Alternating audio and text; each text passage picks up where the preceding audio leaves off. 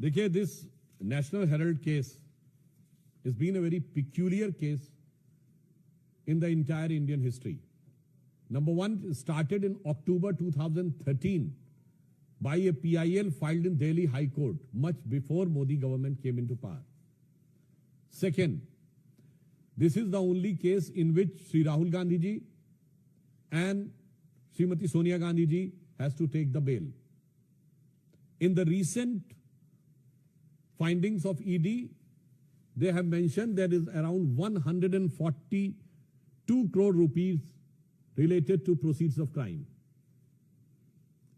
अब proceed of crime से अगर पैसा आया है तो यूज किसने किया है, तो इसके बारे में जो इंडिकेशन दिया गया है कि यह सिर्फ प्रॉपर्टी ऑब्टेन करने के लिए नहीं बल्कि अदर रिलेटेड चीजों के लिए भी प्रयोग किया गया है। अदर रिलेटेड चीजें क्या हैं, यह अपने आप में बहुत गंभीर विषय है। नेशनल हेराल्ड का केस एक और दृष्टि से भारत के इतिहास का बहुत विचित्र केस है कि एक कंपनी जिसके पास हजारों करोड़ की प्रॉपर्टी है वो 90 करोड़ के कर्जे में बिक जाती है। चौथी दृष्टि से एक और यूनिक केस है कि यह बिकती क्या है कि खरीदने वाला और बेचने वाला दोनों एक ही होते हैं। ऐसा क्रय विक्रय आपको भारत के इतिहास में कभी देखने को नहीं मिलेगा। सामान्यतः भ्रष्टाचार में देने वाला कोई और होता, लेने वाला कोई और होता है। यहां पर देने और लेने वाले दोनों एक ही हैं। इसलिए जो ईडी ने फाइंडिंग की है, इसमें एक और बिंदु समझिए। कांग्रेस पार्टी ये कहती है नेशनल हेराल्ड बंद हो गया। 67 साल के शासनकाल में, जो हमारी सरकार आने से पहले था, 60 साल कांग्रेस या उसकी समर्थक सरकारों का शासन रहा। 55-56 साल सीधे कांग्रेस का शासन रहा। अगर उसमें कांग्रेस के अनुसार जो क्लेम है कि स्वतंत्रता संग्राम सेनानियों का यह अखबार जो पंडित जवाहरलाल नेहरू जी के द्वारा चलाया गया था, स्थापित किया गया था, और जो 3 भाषाओं में निकलता था, नेशनल हेराल्ड इंग्लिश में, नवजीवन हिंदी में और कौमी आवाज उर्दू में, इसका मतलब उसका कोई खरीदारी नहीं था। यानी कांग्रेस के कार्यकर्ता भी उसे खरीदने को तैयार नहीं थे। कांग्रेस ने अपने कार्यकर्ताओं की जितनी संख्या बताई है उतने भी लोग अगर खरीदते तो ये तीनों बिकने के कगार पे नहीं आते। तो नेशनल हेराल्ड और नवजीवन तो छोड़िए, जो नवजीवन नहीं दे पाए, कौम ने भी कौमी आवाज नहीं सुनी।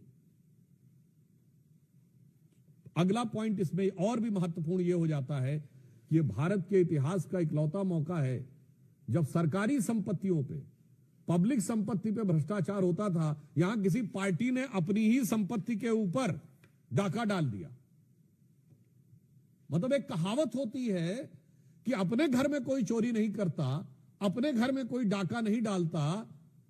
यह आपने सिर्फ कॉमेडी फिल्मों में देखा होगा, मगर यह ट्रेजेडी देखिए कि नेशनल हेराल्ड केस इस मामले में एक विचित्र केस है।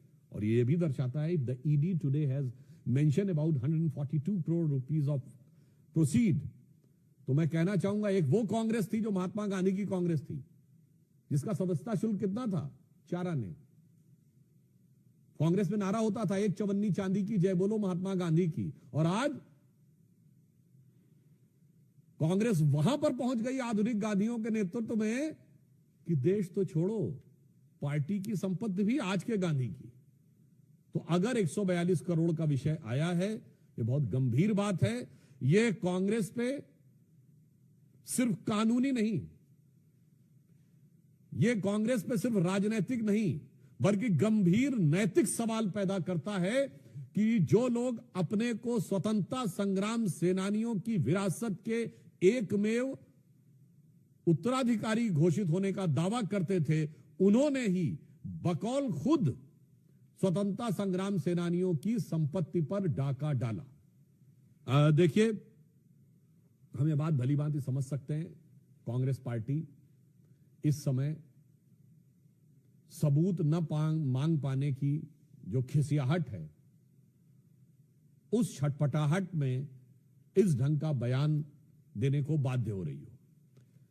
हम एक बात बहुत स्पष्ट रूप से कहना चाहते हैं कि अगर उन्हें लगता है कि कोई डाइवर्जन की बात है तो मैं सिर्फ कोट करना चाहता हूं पाकिस्तान के प्राइम मिनिस्टर शहबाज शरीफ ने जब ऑन रिकॉर्ड ये बोल दिया कि 9 और 10 तारीख की दरमियानी रात, ये उनका वर्ड है, 9 और 10 तारीख की दरमियानी रात हमारे सिपह सलार जनरल सैयद आसिम मुनीर ने मुझे 2:30 बजे रात को जगा कर कहा कि हिंदुस्तान ने नूर खान एयरबेस के ऊपर मिसाइल गिरा दिया है।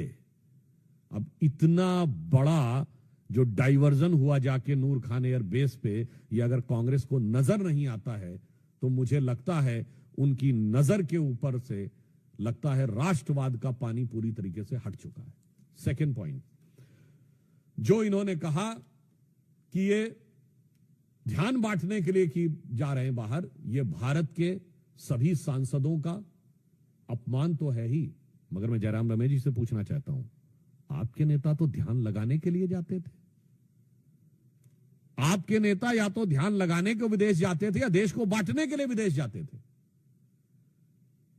आपके नेता ने जितनी बार विदेश गए हैं, देश को बांटने वाली कोई ना कोई बात कह के आए हैं। पहली बार सभी दलों के लोग एक साथ मिलकर भारत की एकजुटता का प्रदर्शन कर रहे हैं। और जहां तक हमारी नीति है, हमारी नीति भारतीय जनता पार्टी की बहुत स्पष्ट है कि इस ढंग के मौकों के ऊपर दलगत भावना से ऊपर उठकर अंतरराष्ट्रीय मंच पर भारत की एकजुटता दिखानी है, चाहे हम विपक्ष में हो या सत्ता पक्ष में। जब हम विपक्ष में थे तो 1995 में जिनेवा में पाकिस्तान कश्मीर को लेकर प्रस्ताव ला रहा था, तब हमारे तत्कालीन नेता प्रतिपक्ष अटल बिहारी वाजपेयी जी ने नरसिम्हा राव का समर्थन जिनेवा में जाके किया था और नरसिम्हा राव को क्रेडिट भी दिया था उस सरकार को, और घर में आकर जो बात कहनी थी कही थी। और ये बात मैं इसमें भी कह रहा हूं, आप में से कोई भी जाके चेक कर ले ऑन रिकॉर्ड, उस समय पाकिस्तान के प्रधानमंत्री बेनजीर भुट्टो का पाकिस्तान की नेशनल असेंबली में दिया गया बयान है कि देखो भारत में प्रतिपक्ष कैसा है जो सरकार का समर्थन कर रहा है आकर, और हमारा पोजीशन यानी पाकिस्तान का पोजीशन कैसा है जो विरोध कर रहा है, आज वैसा पोजीशन हमारे यहां हो गया है। इसलिए यह बात जो कहने का प्रयास कर रहे हैं, वैसे ऑन द लाइटर नोट मैं एक और बात कहूं, लगातार आप देख ही रहे हैं कि कांग्रेस पार्टी के नेता एक के बाद एक ऐसा बयान देते हैं जो पाकिस्तान की मीडिया की सुर्खियां बटोरे हैं।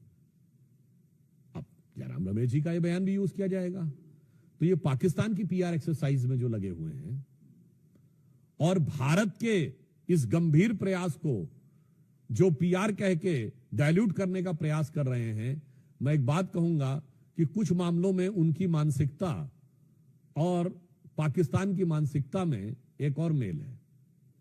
अभी आपने देखा कि ऑपरेशन सिंदूर में जिस अप्रतिम शौर्य का परिचय भारत की सेना ने दिया और जो गंभीर क्षति पहुंचाई, जिसका मैंने अभी आपको बता भी दिया कि पाकिस्तान के प्राइम मिनिस्टर का पाकिस्तान के आर्मी चीफ को कोट करते हुए बयान है, इसके बावजूद वहां के आर्मी चीफ का प्रमोशन हो गया, क्या बन गए, फील्ड मार्शल। ठीक, हमारे यहां भी उसी जहनियत से पैबस्त हैं, वो जंग हार कर फील्ड मार्शल बनते हैं और कांग्रेस में चुनाव हार कर फील्ड मार्शल बनते हैं। वहां भी प्रमोशन होता है, यहां भी प्रमोशन होता है। तो इसे मैं कहना चाहूंगा, तो इसलिए दोनों तरफ बैठकर एक ही विचार, एक ही भाव, तो मिले सुर मेरा तुम्हारा करते हुए भारत के प्रयासों को इस प्रकार से अवांछित रूप से छोटा साबित करने का प्रयास बचना चाहिए कांग्रेस पार्टी को। और मैं कांग्रेस पार्टी और इंडी गठबंधन से, जो मैंने अभी मॉर्निंग में कहा, उसे रिपीट कर देना चाहता हूं, इंडिया अलायंस नाम रख लेने से दिल से भारतीय नहीं हो जाता। आज इंडिया अलायंस के तमाम नेताओं के बयान पाकिस्तान की मीडिया में, पाकिस्तान की संसद में, पाकिस्तान की सेनाओं की ब्रीफिंग में, पाकिस्तान द्वारा भारत के विरुद्ध दिए जा रहे डोजियर्स में कोट किए जा रहे हैं।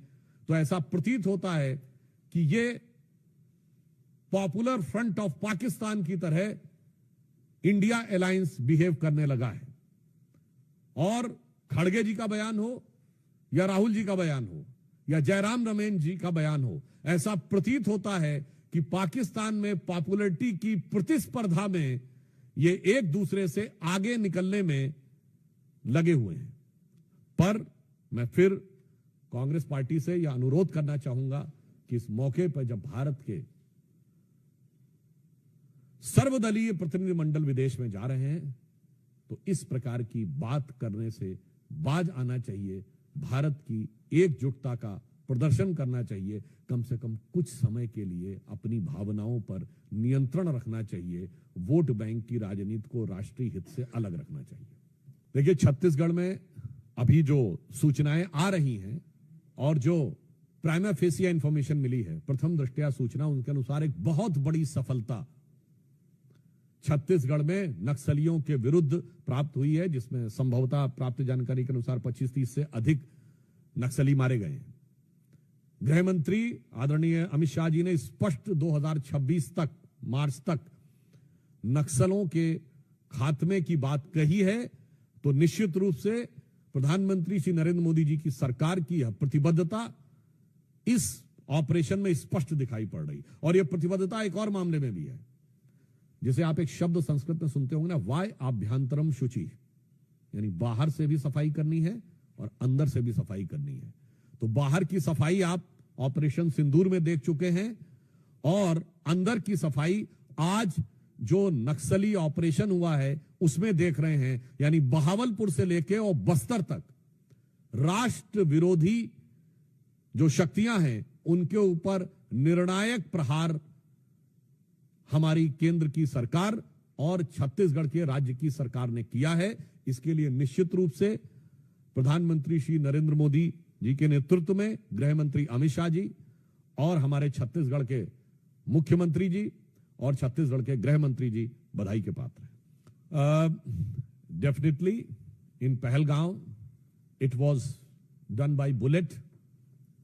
I hope, I wish and I am confident that is the befitting reply of the Murshidabad targeted attack on Hindus will be replied with ballot. और कोई प्रश्न? वैसे एक और बात आप कह दें कि वो उनको लगता है कि हम बाहर जाते हैं, जो जयराम रमेश जी ने कहा ना कांग्रेस पार्टी ने हमारे प्रतिनिधि मंडल के लिए कि ये बाहर केवल ध्यान बटाने के लिए जाते हैं। तो मैं ये भी बता दूं कि हम वो हैं जो पहले ठोक के आते हैं, फिर पड़ोसी को बताते हैं और फिर जरूरत पड़ने पे पूरी दुनिया को भी बताते हैं। मगर उसके बाद कांग्रेस के जो अरमान हैं वो खुद ब खुद निकलकर सामने आ जाते हैं।